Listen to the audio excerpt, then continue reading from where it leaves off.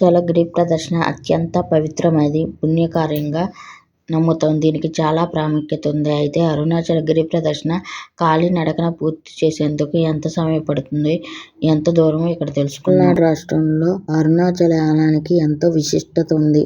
అరుణాచల శివునికి దర్శించుటే సకల పాపాలు తొలగుతాయి, మోక్షం సిద్ధిస్తుందని విశ్వాసం.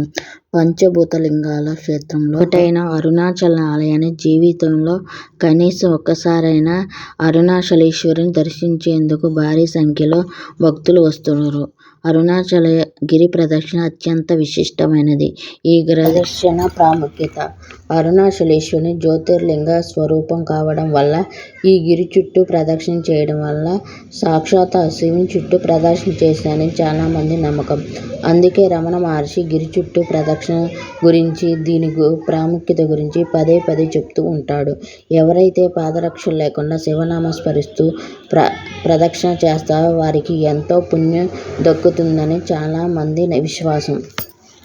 అరుణాచలగిరి ప్రదక్షిణ చేసే వల్ల ఏం చేయాలంటే, అరుణాచలగిరి ప్రదక్షిణ చేసే వారికి మోక్షం లభిస్తుందని, కోరిన కోరికలు నెరవేరుతాయని చాలా మంది నమ్ముతారు. ప్రదక్షిణ చేసేటప్పుడు పండ్ల రసం కానీ, నిమ్మరసాలు కానీ దొరుకుతాయి, వాటిని సేకరించవచ్చు. ఎలాంటి జాగ్రత్తలు తీసుకోవాలి? గిరి ప్రదక్షిణ చేసేవారు ఖచ్చితంగా పాదరక్షలు లేకుండా వెళ్ళాలి. బరువు ఎక్కువగా ఉంటే బ్యాగులు తీసుకెళ్ళకండి, ఎందుకంటే గిరి ప్రదక్షిణ మొత్తం 14 కిలోమీటర్ల వరకు ఉంటుంది.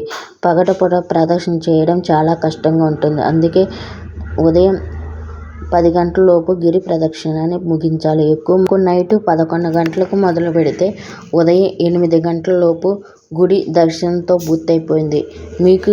మీరు గిరి ప్రదక్షిణ చేస్తే మీకు ఎంత టైం పట్టిందో కామెంట్ చేయండి. అరుణాచల గిరి ప్రదక్షిణ చుట్టూ 8 లింగాలు ఉంటాయి. గిరి ప్రదక్షిణ చేస్తూ వాటిని సందర్శించుకోవచ్చు. కొండ చుట్టూ ఇంద్రలింగం, అగ్నిలింగం, యమలింగం, నైరుతిలింగం, వరుణలింగం, వాయులింగం, కుబేరలింగం, ఈశాన్యలింగం ఉంటాయి. ప్రతి లింగానికి ప్రత్యేకమైన ప్రాముఖ్యత ఉంది.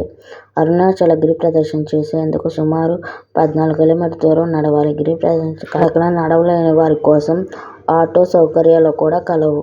ఇలా కూడా గిరి ప్రదక్షిణ పూర్తి చేయవచ్చు. అరుణాచలలో అమ్మవారి పేరేమిటో మీకు తెలిస్తే కామెంట్ చేయండి. అప్పిత కుచలాంబిక లేక ఉన్నమలై అమ్మ అని కూడా పిలుస్తారు.